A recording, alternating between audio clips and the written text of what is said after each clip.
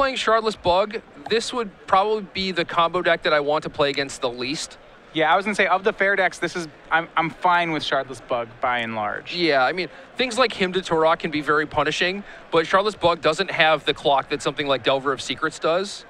Exactly. Yeah, so it can actually be tough because High Tide can simply rebuild, or in Feline's case, she has Sensei's Divining Tops in her deck and can just like either float her good cards or eventually find what she needs. Yeah, we'll see the hand she kept. One of the things I kind of like to like if people say, why is High Tide good? And I was like, well, as a combo deck, if you give me until turn 6, I'll probably be able to kill you no matter what you did. Right. You know, like eventually we'll get to the point where my hand is like 5 lands in play. My hand is a High Tide, a Time Spiral, and like 3 Pactive Negations and a Fluster Storm. It's like you can't really win through that. Yeah, just the resiliency is there. And Shardless Bug can have those quick draws where you just, Thoughtseize on 1, Tarmogoyf on 2, maybe like him or a Liliana on turn 3 with a Force of Will, and like that is good enough to put it away. But without the clock, High Tide has so much time to just rebuild. Yeah, I mean, it's such a cantrip heavy deck. We see Byron with a Thoughtseize turn 1, and he sees a pretty good hand from Feline. She has 3 lands, she has the combo, so she has High Tide and Time Spiral. She has 1 cantrip, which was Ponder, and then a Candelabra, which gives the deck some extra speed as well. There's not much that she needs to cantrip into. He took the High Tide, but the good news is since she already had all the pieces, she can now just use the Ponder to find whatever piece he takes. Yeah, exactly. Remember that with Candle, Tide, and Spiral, you can, if you want to, combo as early as turn 3. Right. You'll be tied with your first mana, then you tap for 4, untap 3 lands, make 6, you have 1 floating, you actually get to Spiral with 1 floating on top. And then conveniently untap all your lands and hopefully keep going. So we see Hymn to Torok, the next spell for Byron, and this is a pretty good strategy, just going after raw cards against the High Tide deck. Yeah, High Tide is very much a resource-based combo deck. And we see, it looks like he got at least 1 land. It might have been 2 lands there. Yeah, the fetch lands are gone. That's why we don't get random discard anymore. It's because the whole like, oh, you kept a 3-lander. Well, I'll hymn lands 2 and 3 off you. That's just causes for some real great games of Magic. On Feline's side, though, she's going to play a 2nd land and going to Ponder. There is a fetch land on top there.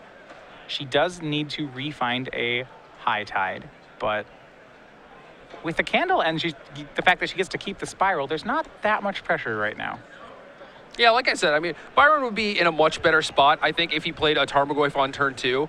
Like, you certainly don't mulligan this hand, right? Because you have so much disruption, and it gives you plenty of time to find something. I was going to say, like, ideally he would turn 3 something like a Liliana here, or, well, even a Shardless Agent is fine, too. A little cheeky play there. He cascades into Propagate for the Candlestick.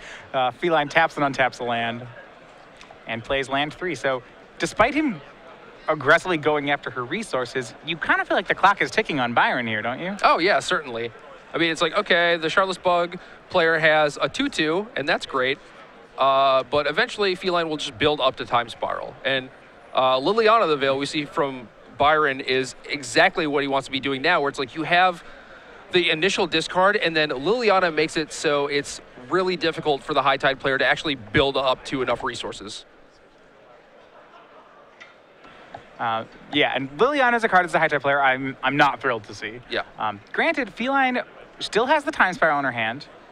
It's possible that she starts comboing as soon as this next turn. If she just has land and High Tide, if she just has land, Tide, and Spiral after her draw step, then it's off to the races here. Right. We do see land in her hand. She's got to be careful about making her land drop. She has land preordained Spiral. Okay. Almost everything you'd want, but you have to keep a card in hand to discard to Liliana. And I'm a little surprised she didn't just fire off the preordain there. Yeah, me too. You know, because you're not going to discard the Spiral to Liliana. You're gonna discard the other card. I would have thought she'd preordain before making the land drop and then decide whether or not she actually wanted the land drop in the land in play.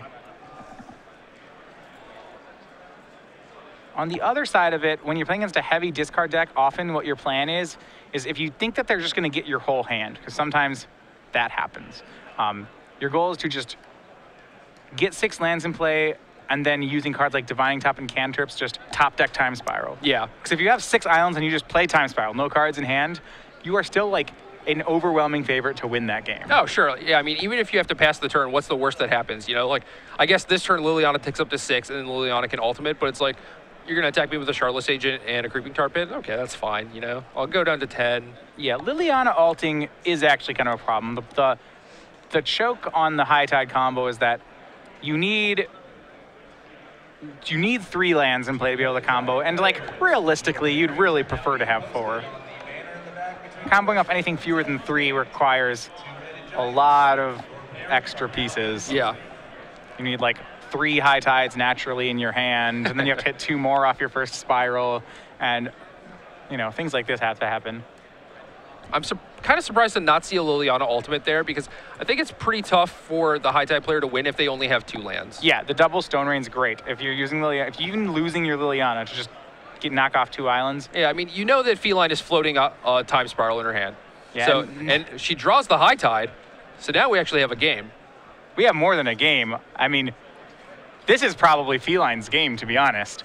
All right, we're going to go for it. She top-decked the High Tide, and it was the last turn she could do so. So one thing you see her do, she put this, when I watched her combo off before, you see her put a die on her island. That's going to signify the amount of mana islands are currently tapping for.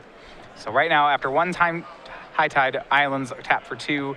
And you could look at this and say, well, you know, she could brick here. And like, while yes, that's true, it's not likely. I mean, she's put herself in the best position to win, I think. Yeah. I've played High Tide in a couple tournaments, and I literally have not bricked off a Time Spiral.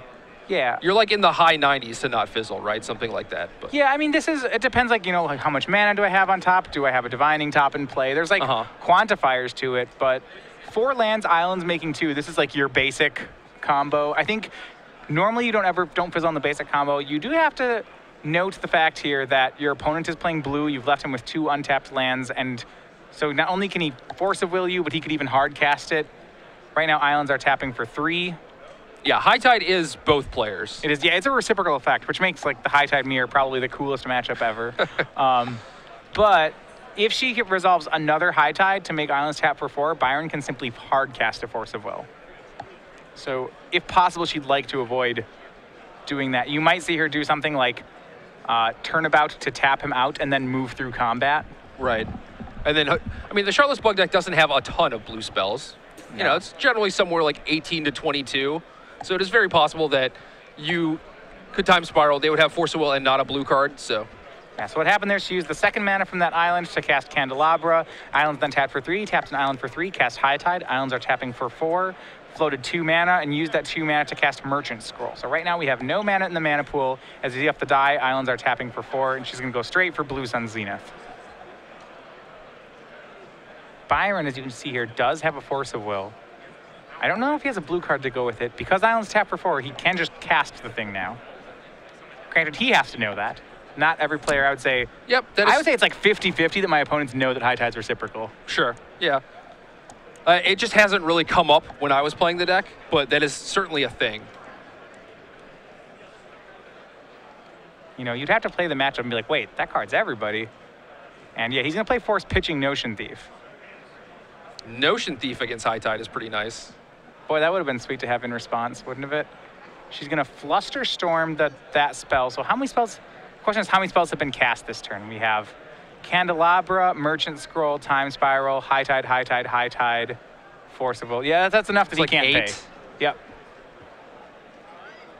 Yeah, that's because Byron has 5. Yeah. I will say in High Tide mirrors, Fluster Storms become they're like the coolest part.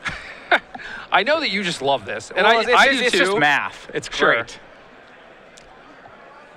It's like, okay, you have 42 copies of Fluster Storm, and the stack is 7 cards big. How many would you like to send at each spell? So it looks like Blue Sun Zenith was for 8 total. And that's basically another Time Spiral, except your opponent doesn't get 7 cards. Presumably, if Byron had any more interaction, he would have used it trying to fight the Blue Sun Zenith. Yeah, at this point, if I'm feeling, I'm thinking my opponent is F6'd for the turn. Yeah, exactly. Again, modern players, And Wipe Away is the card, and she's using that as a mana source at this point. Wipe Away targeting her own Candelabra to recast and untap her lands. She's actually going to go ahead and bounce Byron's blue mana. She feels confident enough here. Yeah. She wants to, like, this is a real show of strength. Yes, certainly. Eventually, she's just going to, she's going to knock his mana off the board there and then move through combat. Yep. Yeah, she has enough stuff going on that she feels like it's not likely he has another Force of Will, right? But that's maybe the only way that she can lose. Or maybe midway through comboing, your opponent realizes that High Tide actually affects your mana too.